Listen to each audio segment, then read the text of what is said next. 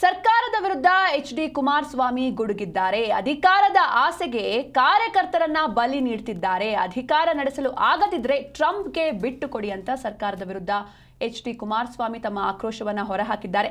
ಇನ್ಯಾವ ರೀತಿ ತನಿಖೆ ಮಾಡ್ತೀರಾ ನೀವು ಅಂತ ಆಡಳಿತ ಪಕ್ಷಕ್ಕೆ ಪ್ರಶ್ನೆ ಮಾಡಿದ್ದಾರೆ. ಅಧಿಕಾರದ ಆಸೆಗೆ ಕಾರ್ಯಕರ್ತರನ್ನ ಕಾಂಗ್ರೆಸ್ ಬಲಿ ನೀಡ್ತಾ ಇದೆ. ಅಧಿಕಾರವನ್ನ ನಡೆಸಲು ಆಗದಿದ್ರೆ ಟ್ರಂಪ್ಗೆ ಬಿಟ್ಟು ಕೊಡಿ ಅಂತ ಸರ್ಕಾರದ ವಿರುದ್ಧ ಎಚ್.ಡಿ. ಕುಮಾರಸ್ವಾಮಿ ಗುಡುಗಿದ್ದಾರೆ.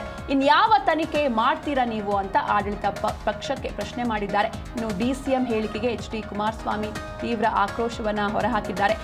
144 ಸೆಕ್ಷನ್ ಪಾಲನೆಯಾಗಿಲ್ಲ. ಆಡಳಿತ ವ್ಯವಸ್ಥೆ ಸಂಪೂರ್ಣವಾಗಿ ವಿಫಲವಾಗಿದೆ. ಅಧಿಕಾರವನ್ನ ನಡೆಸೋದಕ್ಕೆ ಆಗದಿದ್ರೆ ಟ್ರಂಪ್ಗೆ ಬಿಟ್ಟು ಕೊಡಿ. ಅಧಿಕಾರದ ಆಸೆಗೆ ಕಾರ್ಯಕರ್ತರನ್ನ ಬಲಿ ಕೊಡ್ತಿದೆ ಕಾಂಗ್ರೆಸ್ ಅಂತ ಸರ್ಕಾರದ ವಿರುದ್ಧ ಎಚ್.ಡಿ. ಕುಮಾರಸ್ವಾಮಿ ಕಿಡಿಕಾರಿದ್ದಾರೆ.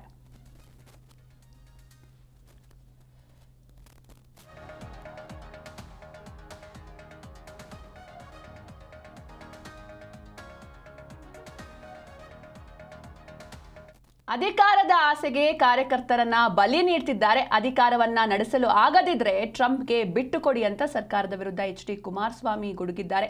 ಇನ್ಯಾವ ರೀತಿ ನೀವು ತನಿಖೆ ಮಾಡ್ತೀರಾ? ಯಾಕಂದ್ರೆ ಕಾಂಗ್ರೆಸ್ನವರು ಹೇಳ್ತಲೇ ಬಂದಿದ್ದಾರೆ, ನಾವು ಇದರ ಬಗ್ಗೆ ಸಂಪೂರ್ಣವಾಗಿ ತನಿಖೆ ಮಾಡ್ತೀವಿ, ಯಾರೆಲ್ಲ ತಪ್ಪಿತಸ್ಥರಿದ್ದಾರೆ ಅವರಿಗೆ ಶಿಕ್ಷೆ ಆಗುತ್ತೆ ಅಂತ. ಇದಕ್ಕೆ ಆಕ್ರೋಶವನ್ನ ಹೊರಹಾಕಿದ್ರು. ಯಾವ ರೀತಿ ತನಿಖೆ ಮಾಡ್ತೀರಾ ನೀವು ಅಂತ ಆಡಳಿತ ಪಕ್ಷಕ್ಕೆ ಪ್ರಶ್ನೆ ಮಾಡಿದ್ರು. ಡಿಸಿಎಂ ಹೇಳಿಕೆಗೆ ಎಚ್.ಡಿ. ಕುಮಾರಸ್ವಾಮಿ ತೀವ್ರ ಆಕ್ರೋಶವನ್ನ ಹೊರಹಾಕಿದ್ದಾರೆ. 144 ಸೆಕ್ಷನ್ ಪಾಲನೆಯಾಗಿಲ್ಲ. ಆಡಳಿತ ವ್ಯವಸ್ಥೆ ಸಂಪೂರ್ಣವಾಗಿ ವಿಫಲವಾಗಿದೆ. ಅಕಸ್ಮಾತ್ ನಿಮ್ಗೇನಾದ್ರೂ ಅಧಿಕಾರವನ್ನ ನಡೆಸೋದಕ್ಕೆ ಆಗ್ತಾ ಇಲ್ಲ ಅಂದ್ರೆ ಟ್ರಂಪ್ಗೆ ಬಿಟ್ಟು ಕೊಡಿ. ಯಾಕಂದ್ರೆ ಅಧಿಕಾರದ ಆಸೆಗಾಗಿ ನಿಮ್ಮ ಕಾರ್ಯಕರ್ತರೇ ಬಲಿಯಾಗ್ತಾ ಇದ್ದಾರೆ ಅಂತ ಆಕ್ರೋಶವನ್ನ ಹೊರಹಾಕಿದ್ದಾರೆ ಎಚ್.ಡಿ. ಕುಮಾರಸ್ವಾಮಿ ಅವರು. ಡಿಸಿಎಂ ಹೇಳಿಕೆಗೆ ಎಚ್.ಡಿ. ಕುಮಾರಸ್ವಾಮಿ ತೀವ್ರವಾಗಿ ಕಿಡಿಕಾರಿದ್ದಾರೆ. ಅಂದರೆ ಕಾಂಗ್ರೆಸ್ ನಾಯಕರು ಹೇಳ್ತಲೇ ಬಂದಿದ್ದಾರೆ, ನಾವು ತನಿಖೆಯನ್ನ ನಡೆಸ್ತೀವಿ, ಒಂದು ಸಮಗ್ರ ತನಿಖೆ ಆಗುತ್ತೆ. ಸತ್ಯಶೋಧನಾ ಟೀಮ್ ಕೂಡ ಅಲ್ಲಿಗೆ ಭೇಟಿಯನ್ನ ನೀಡಿ ಪೊಲೀಸರಿಂದ ಸ್ಥಳೀಯರಿಂದ ಮಾಹಿತಿಯನ್ನ ಪಡೆದಿತ್ತು. ಹೀಗಾಗಿ ಯಾರು ತಪ್ಪು ಮಾಡಿದ್ದಾರೆ ಅವರಿಗೆ ನಾವು ಶಿಕ್ಷೆಯನ್ನ ಕೊಡಿಸ್ತೀವಿ ಅಂತ ಕಾಂಗ್ರೆಸ್ ಕಡೆಯಿಂದ ಒಂದು ಸ್ಟೇಟ್ಮೆಂಟ್ಸ್ಗಳು ಬರ್ತಲೇ ಇವೆ. ಇದಕ್ಕೆ ತೀವ್ರ ಆಕ್ರೋಶವನ್ನ ಹೊರಹಾಕಿದ್ದಾರೆ ಎಚ್.ಡಿ. ಕುಮಾರಸ್ವಾಮಿ.